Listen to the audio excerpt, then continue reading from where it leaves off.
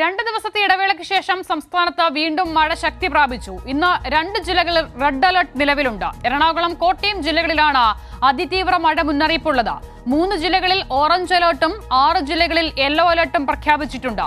Monsoon കാറ്റ് ശക്തി പ്രാപിച്ചതും തെക്കൻ തമിഴ്നാടിന് മുകളിൽ സ്ഥിതി ചെയ്യുന്ന ചക്രവാത ചുഴിയുമാണ് സംസ്ഥാനത്തെ മഴയ്ക്ക് കാരണം. അതേസമയം വെള്ളിയാഴ്ചയോടെ സംസ്ഥാനത്ത് കാലവർഷവും എത്തും. സംസ്ഥാനത്തെ മഴ മുന്നറിയിപ്പുമായി ബന്ധപ്പെട്ട വിവരങ്ങളുമായി സുലേഖ ശശികുമാർ.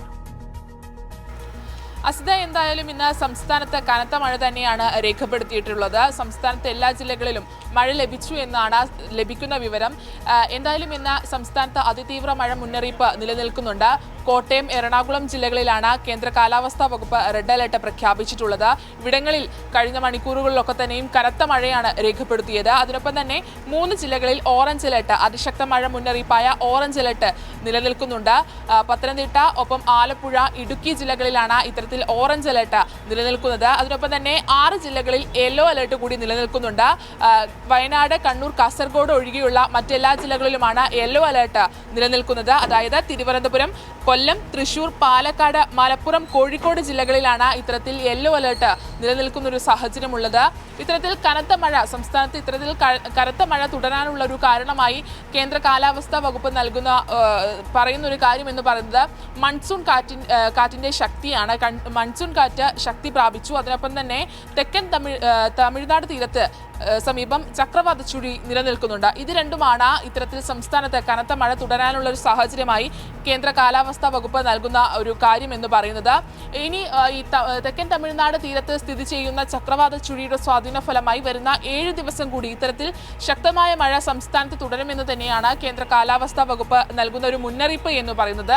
അതിനൊപ്പം തന്നെ ഈ കാലവർഷത്തിന്റെ കാര്യം, അത് കാലവർഷം വെള്ളിയാഴ്ചയോടുകൂടി തന്നെ സംസ്ഥാനത്ത് എത്തുമെന്നാണ് കാലാവസ്ഥാ വകുപ്പ് നൽകുന്ന ഒരു പ്രവചനം എന്ന് പറയുന്നത്.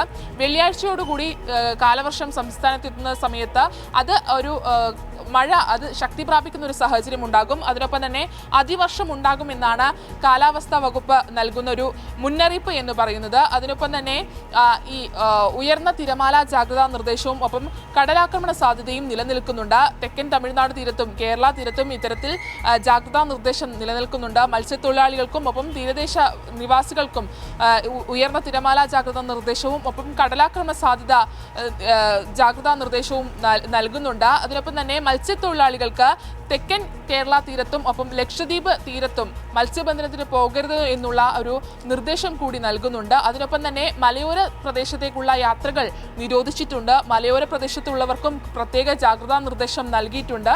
ഇത്തരത്തിൽ എല്ലാ കാര്യങ്ങളും, എല്ലാ ജാഗ്രതാ നിർദ്ദേശങ്ങളും കൃത്യമായി ജനങ്ങളിലേക്ക് എത്തിച്ചിട്ടുണ്ട്. മഴ തുടരുന്നൊരു സാഹചര്യം തന്നെയാണ് സംസ്ഥാനത്തുടനീളമുള്ളത്.